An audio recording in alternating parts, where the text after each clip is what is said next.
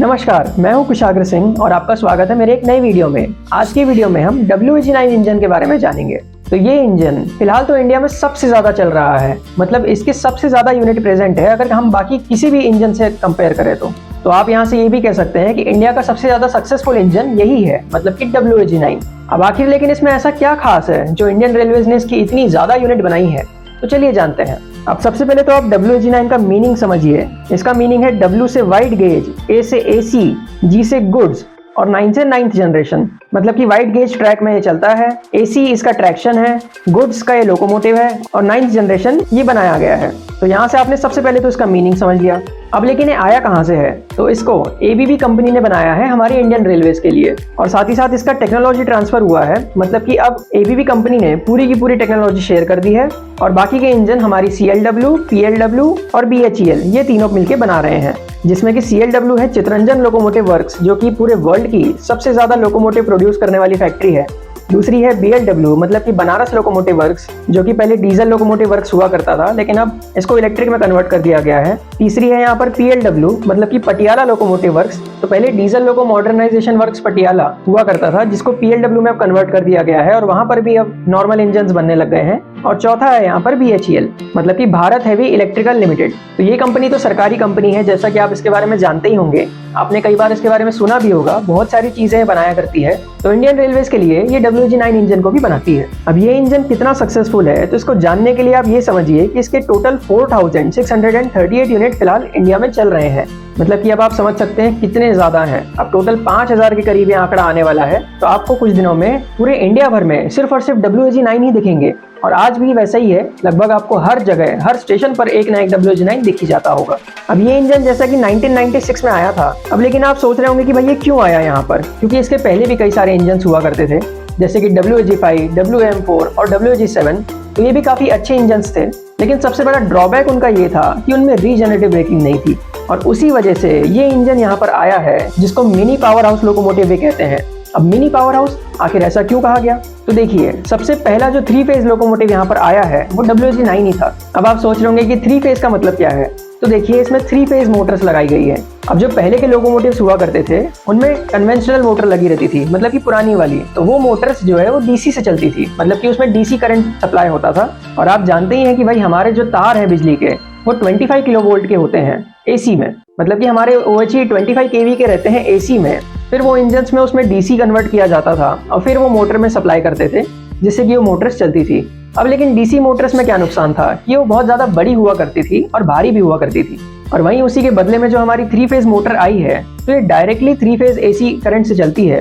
इसके बारे में वैसे तो मैं आपके लिए एक अलग वीडियो लेके आऊंगा, उसमें मैं आपको अच्छे से समझाऊंगा 3 फेज मोटर के फायदे नुकसान और कैसे चलती है इसके बारे में। लेकिन अभी आप इतना समझ सकते हैं कि ये मोटर जो है वो पुरानी वाली मोटर के साइज में काफी ज्यादा छोटी है और इसका पावर आउटपुट उससे कई ज्यादा है। मतलब कि जो DC मोटर हुआ करती थी वो थोड़ी बड़ी हुआ करती थी और उनका पावर आउटपुट कम रहता था, और वहीं उसके उल्टे में 3 फेज मोटर थोड़ी छोटी है और इसका पावर आउटपुट ज्यादा है। तो यहाँ पर आप ये चीज समझ गए कि अब जो नए इंजन बने हैं तो उनका वेट थोड़ा हल्का हो जाएगा, क्योंकि मोटर्स इनमें कम लगाई गई है और पावर आउटपुट इनका ज्यादा हो जाएगा। तो ये तो इसके मेन फायदे थे, मतलब कि 3 फेज मोटर के। तो 3 फेज इंजन में सबसे पहला इंजन ये आया, और इसमें जो सबसे बड़ा फायदा था वो ये है कि इसमें रीजनरेटिव ब्रेकिंग का कॉन्सेप्ट था। अब रीजनरेटिव ब्रेकिंग क्या है, तो आप ये समझिए कि रीजनरेटिव ब्रेकिंग का मतलब हो गया कि ब्रेकिंग से जो है आप इलेक्ट्रिसिटी बना रहे हैं। तो ये सबसे ज्यादा अलग कॉन्सेप्ट था इस इंजन में, और इसी कारण से इसे मिनी पावर हाउस भी बोला जाता है। तो ये इंजन की खास बात तो आप समझ ही गए होंगे कि भैया ये कितना ज्यादा बढ़िया है, और इससे इंडियन रेलवेज काफी ज्यादा बिजली बचा भी रहा है। तो इसीलिए ये इंजन इतना ज्यादा सक्सेसफुल हुआ और आज इंडिया में सबसे ज्यादा यूनिट इसी के हैं। बाकी मैं बता दूं, ये मालगाड़ी के लिए ही बनाया गया है, और इसमें अगर स्पीड की बात करूं तो वो मैक्सिमम 100 किलोमीटर/आवर की स्पीड से चलता है। लेकिन आप जानते ही होंगे कि मालगाड़ी के इंजन स्पीड के लिए नहीं, टॉर्क के लिए बनाए जाते हैं। मतलब कि ये ज्यादा टॉर्क एक बार में प्रोड्यूस करते हैं, जिससे कि बड़ी से बड़ी मालगाड़ी को एक बार में खींचा जा सके, मतलब कि ज्यादा से ज्यादा लोड को खींच सके। अब इसका वेट कितना है, तो जो पुराने वाले WEG9 थे उनका टोटल 123 टन वेट था, और वहीं बाद में WEG9H बनाया गया, HI बनाया गया, HC बनाया गया, तो इन सब के वेट 132 टन हो गए। और सबसे लेटेस्ट 2019 में एक WEG9HH इंजन बनाया गया है, जिसका वेट है 135 टन। इन सभी वेरिएंट्स के बारे में हम आगे जानेंगे, लेकिन पहले ही मैंने आपको इसका वेट बता दिया। इसकी लेंथ कितनी है, तो 20.562 मीटर इसकी लेंथ है और ब्रेड्थ है इसकी 3.152 मीटर। साथ ही साथ मैं आपको बता दूं इसका व्हील अरेंजमेंट पोको का है, मतलब कि इसमें 3x3 के सेट रहेंगे। बोबो वर्सेस कोको का भी मैंने आपके लिए एक वीडियो बनाया था काफी पहले, आई बटन पर लिंक मिल जाएगी, आप जाके देख सकते हैं। बाकी आप इतना समझ लीजिए कि इसमें 3x3 व्हील सेट रहेंगे, मतलब कि 3x3 इसमें एक्सल रहेंगे। तो इसका कुछ ऐसा अरेंजमेंट रहता है और जिसमें सारे के सारे व्हील सेट में एक ट्रैक्शन मोटर लगाया जाएगा जो कि चक्कों को घुमाती है। अब ये इंजन जो 1996 में आए थे, तो इसके सबसे पहले के 22 यूनिट्स ABB कंपनी ने ही बनाए थे, जो कि डायरेक्टली यहाँ भेजे गए थे, जिनमें से 6 इंपोर्ट हुए थे डायरेक्टली स्विट्जरलैंड से। और बाकी के जो इंजन है वो किट सहित आए थे, मतलब कि उनको यहीं पर जोड़ के बनाया गया। और उसके बाद 1999 से CLW इसको बनाने लग गया और धीरे धीरे इसका प्रोडक्शन काफी ज्यादा हो गया और बाकी इंजन की जगह पर इनको ही बनाते चले गए। और इसी इंजन के आने के साथ साथ WG5 और WG7 लगभग खत्म होने को ही आ गए हैं। वो इंजन भी काफी ज्यादा अच्छे हैं, उनको आप कम मत समझिए, लेकिन बस उनमें रीजनरेटिव ब्रेकिंग नहीं है और इसमें रीजनरेटिव ब्रेकिंग है, तो यही इसका सबसे बड़ा फायदा था। बाकी मैं आपको इसके नंबर्स के बारे में बताता हूँ। तो देखिए 31,000 से लेकर 31,999, फिर 32,000 से लेकर 32,999, फिर उसके बाद 33,000 से लेकर 33,999। तो ये नंबर के अगर आपको इंजन दिख रहे हैं तो उन्हें CLW ने बनाया है। और वहीं अब जो नए इंजन बना रहा है CLW, तो उनके नंबर 38,000 प्लस होंगे, आपको मिलेंगे। और अगर आपको 90,001 से अगर शुरू होते हुए नंबर दिख रहे हैं तो WG9HH है, तो वो भी CLW ही बना रहा है। इसके बाद जो 34,001 से आपको नंबर मिलेंगे प्लस वाले, वो BHEL बना रहा है। और इसके अलावा 41,000 से लेके 41,500, अगर इस बीच में आपको नंबर मिलता है कोई WG9 का, तो वो BLW ने बनाए हैं। और वहीं 43,000 के ऊपर वाले अब जो इंजन बन रहे हैं वो भी BLW बना रहा है। और वहीं लास्ट में 41,501 के आगे वाले अगर आपको इंजन दिख रहे हैं, तो ये सारे के सारे पटियाला लोकोमोटिव वर्क्स यानी कि PLW ने बनाए हैं। और ये इंजन का सिर्फ इतना ही महत्व नहीं था, इंडिया में जो दूसरा सबसे ज्यादा मोस्ट सक्सेसफुल लोकोमोटिव है, मतलब कि WP7, तो उसे भी इसी इंजन को मॉडिफाई करके बनाया गया है। WG9 के जो अंडर ट्रक है, इसका गियर रेशियो को थोड़ा सा मॉडिफाई किया गया, जिससे कि दूसरा जो इंजन बना तो वो हायर स्पीड में चल सकता है कम वेट के साथ में, तो उसी को हम WP7 कहते हैं, जिसकी बॉडी WP5 की तरह है, लेकिन जो नीचे का भाग है वो पूरा का पूरा WG9 जैसा है। तो स्वदेशी ही वो इंजन है और उसको ऐसे ही WP5 और WP7 जो कि इंजन बाहर से आए थे उसको कन्वर्ट करके बनाया गया है। तो यहाँ पर भी आपने WG9 का महत्व समझा। अब बाकी 90s में क्या हुआ था कि भाई जो रेल फ्रेट है तो वो बढ़ती ही चले जा रही थी, मतलब मालगाड़ियाँ काफी ज्यादा बढ़ रही थी और सरकार को उसका इंपॉर्टेंस काफी ज्यादा अच्छे से समझ में आ गया था, क्योंकि मालगाड़ियाँ जितनी ज्यादा चलेगी तो उतना ज्यादा गुड्स आराम से ट्रांसफर होगा और जितना ज्यादा गुड्स बढ़ेगा उतना ही ज्यादा आपकी इकोनॉमी बढ़ेगी। तो ये चीज भारत सरकार समझ चुकी थी और इसलिए अब इंडियन रेलवेज के ऊपर एक टारगेट आ गया था कि उसको एक ऐसा इंजन लाना है जो कि मालगाड़ियों के लिए एकदम बेस्ट रहे। और उसी चीज के लिए यहाँ पर WG9 आया, जो कि आज सबसे ज्यादा बेस्ट इंजन मालगाड़ियों के लिए ही है। अब इन इंजन्स के कई सारे मल्टीपल यूनिट्स बनाए जा सकते हैं, मतलब कि जो ABB से टेक्नोलॉजी आई है उसके हिसाब से इन इंजन्स के कई सारे यूनिट्स बनाए जा सकते हैं जो कि बिल्कुल एक समान काम करेंगे। मतलब कि मान लीजिए अगर एक ही ड्राइवर कंट्रोल करेगा तो सारे के सारे इंजन एक साथ ही कंट्रोल होंगे, बिल्कुल सामने वाले इंजन की तरह। लेकिन इंडियन रेलवेज ने मल्टीपल यूनिट को सिर्फ 2 इंजन में ही समेट दिया। अगर आप नहीं समझे हैं तो ये समझ लीजिए कि भाई 2 ही इंजन एक बार में आपस में कनेक्ट हो सकते हैं, उससे ज्यादा नहीं हो सकते। मतलब कि आगे वाला जो इंजन कंट्रोल करेगा उसके जैसा सेम पीछे वाला कंट्रोल होगा, तो इस तरह के बस 2 ही यूनिट बनाए जा सकते हैं एक साथ में, उससे ज्यादा नहीं जोड़ा जा सकता। अब लेकिन आप सोच रहे होंगे कि भाई ऐसा क्यों है, तो मैं आपको बता दूं, इंडियन रेलवेज के जो ब्रिजेस है वो काफी ज्यादा पुराने हैं। बहुत सारे ब्रिज ऐसे हैं जो कि अंग्रेजों के टाइम के हैं। अब आप ये समझिए कि भाई कोई मालगाड़ी जा रही है मान लीजिए, और उसमें अगर 2 से ज्यादा इंजन है, मतलब कि कई सारे इंजन मान लीजिए अगर एक साथ लगे हैं, तो वो जैसे ही ब्रिज में जाएंगे तो एक तरफ अगर मालगाड़ी खाली रही तो फिर वो पूरा का पूरा हल्का हो जाएगा। और जहाँ WG9 है, इसका तो आप वेट जानते ही हैं, तो ये अगर ज्यादा हो गए तो बहुत ज्यादा भारी वहां पर वेट पड़ेगा, जिस कारण से ब्रिज कोलैप्स होने के चांसेस हैं। इसलिए इंडियन रेलवेज ने एक बार में मल्टीपल यूनिट के लिए 2 ही इंजन की रेस्ट्रिक्शन कर दी है। और इस इंजन को ऐसा बनाया गया है कि ये 100% ह्यूमिडिटी में चल सकता है, बहुत ज्यादा गर्मी में चल सकता है, मतलब कि अगर डेजर्ट भी रहा तो वहां पर भी आराम से चल सकता है। और बाकी ठंडी में तो ये चलता ही था, क्योंकि ABB स्विट्जरलैंड की कंपनी है और स्विट्जरलैंड में ठंड बहुत ज्यादा होती है, तो वहां पर तो ये नॉर्मली रन करता ही है, इसलिए ठंडी में ये बहुत ज्यादा अच्छे से चलता है। इंडिया में भी अगर ठंडी का मौसम रहा तो इसमें बिल्कुल भी कोई इशू नहीं आता है, बल्कि गर्मी में थोड़े बहुत इश्यूज आते हैं। तो ये सारे मौसम में चलने के लिए फिलहाल इंडिया को ABB ने बना के दिया था। और इसके अलावा अब हम इसके सारे के सारे वेरिएंट्स के बारे में जानते हैं। जैसा कि मैंने आपको पहले बताया था, तो इसमें सबसे पहला WG9 का वेरिएंट आता है WG9H, जिसको कि 30 जून 2000 में बनाया गया था। और इस H का जो मतलब है वो होता है हैवी। अब जो पुराना WG9 था सबसे पहला वाला, तो उसमें आप जानते हैं कि भाई 3 फेज मोटर्स की वजह से वेट थोड़ा कम हो गया था, मतलब कि 123 टन का। और जब ये बड़ी बड़ी मालगाड़ियों को खींचता था तो कई बार जब बारिश का टाइम होता था तो उसमें इसमें व्हील स्लिपिंग आ जाने लगती थी, क्योंकि इसका वेट थोड़ा सा कम था और टॉर्क उतना नहीं बन पाता था। तो इसलिए WG9H में क्या किया गया कि दो अलग से यूनिट रखे गए वेट के, मतलब कि भारी भरकम 5-5 टन के दो इसमें वेट रखे गए, जिससे कि इसका वेट जो है वो 132 टन हो गया, मतलब कि काफी ज्यादा बढ़ गया। तो इंजन जो WG9H है इसमें और कुछ भी नहीं है, सब कुछ सेम है, बस इसमें वेट अलग से रख दिए गए जिससे कि ये भारी हो गया। और भारी होने के कारण अब इसमें व्हील स्लिपिंग आना बंद हो गई और इसमें टॉर्क थोड़ा सा ज्यादा जनरेट होने लग गया। तो ये इसका फायदा था WG9H का। इसके बाद WG9I आया। अब WG9I जो है 2010 में आया था। और WG9I का मतलब क्या है, तो इसमें जो I है वो IGBT के लिए स्टैंड करता है। अब IGBT क्या है, तो देखिए IGBT एक कंट्रोल सिस्टम है जिसका की फुल फॉर्म है insulated gate bipolar transistor traction control. तो ये इसका फुल फॉर्म हुआ करता है।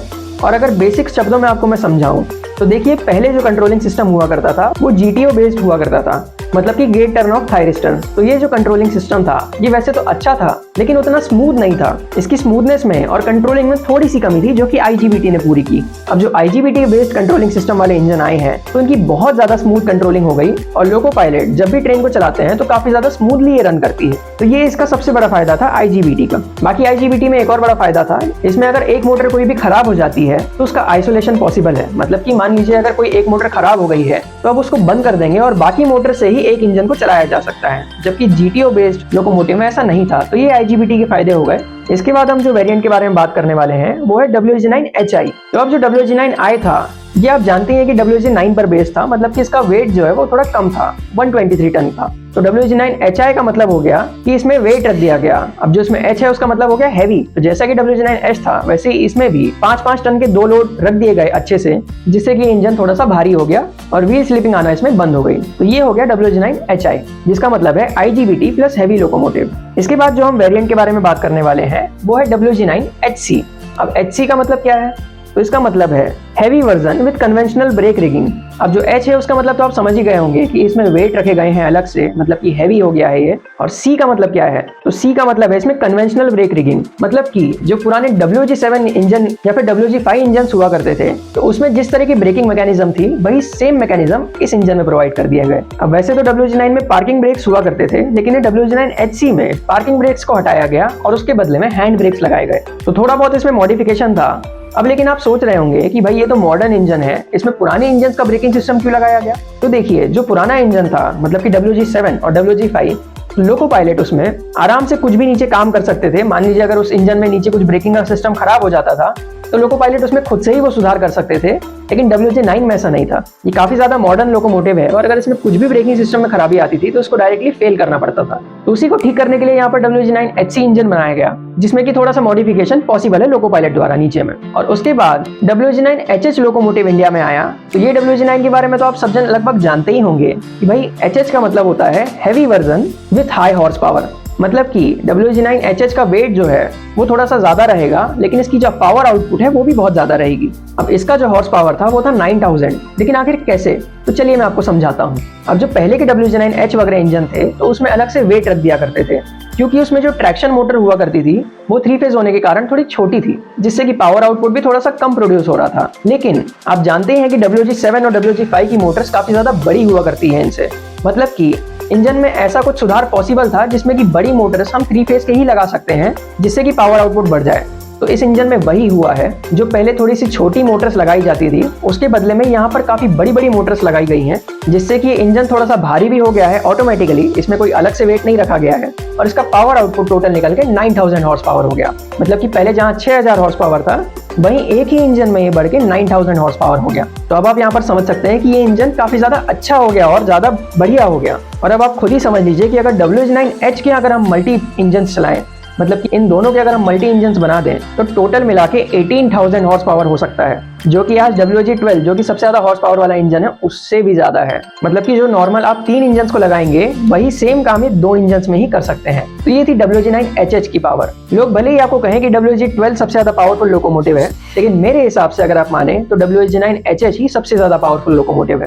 अब लेकिन इस इंजन को बनाया क्यों गया, तो देखिए ज्यादा लोड खींचने के लिए इसको बनाया गया था, ऑफ कोर्स सी बात है, और वो भी DFC के लिए, मेनली WDFC के लिए, मतलब कि वेस्टर्न डेडिकेटेड फ्राइट कॉरिडोर, जिसमें कि बहुत सारी मालगाड़ियां चलने वाली थी। तो वहां पर भारी भरकम मालगाड़ियां चलने वाली है तो उसी के लिए इस इंजन को बनाया गया है। बाकी लेकिन ऐसा नहीं है कि सिर्फ आपको ये वहीं मिलेंगे, पूरे इंडिया भर में आपको ये मिलते ही रहेंगे। और इसके बाद सबसे लेटेस्ट में अभी जस्ट कुछ दिनों पहले WG9 ट्विन इंजन बनाया गया है। तो जैसा कि WG12 था, उसी को compete करने के लिए, मतलब कि उसी की तरह एक कंपटीशन में लाने के लिए WG9 ट्विन इंजन बनाए गए हैं। अब क्योंकि WG9-12 आप जानते हैं कि भाई 2 इंजन को एक साथ मिलकर बनाया गया है, बस उसमें 2 इंजन है जो कि एक तरह से ही कंट्रोल होंगे। तो वैसे ही सेम अब इन इंजन को भी कर दिया गया, 2 WG9 को एक साथ मिला दिया गया, जिससे कि टोटल 12,000 हॉर्स पावर निकल आया। तो ये हो गया WG9 ट्विन का फायदा, और इसको बीच में से अलग नहीं कर सकते हैं, आप ये ध्यान रखिए। अभी जस्ट कुछ दिनों पहले ही CLW से लॉन्च हुआ है, आप इसका वीडियो देख ही सकते हैं कि भाई किस तरह का ये दिखता है।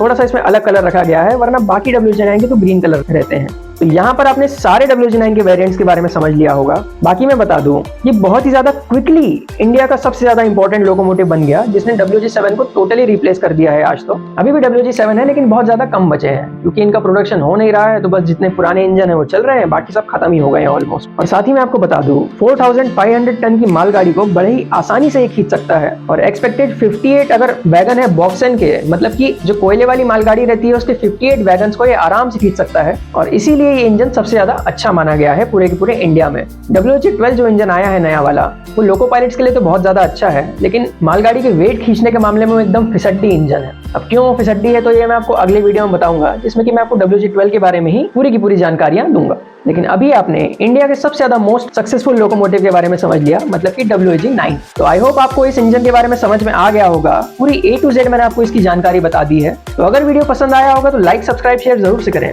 मिलते हैं ऐसी किसी और वीडियो में ट्रेंड्स की बहुत सारी जानकारियों के साथ। Thank you so much for watching this video. धन्यवाद।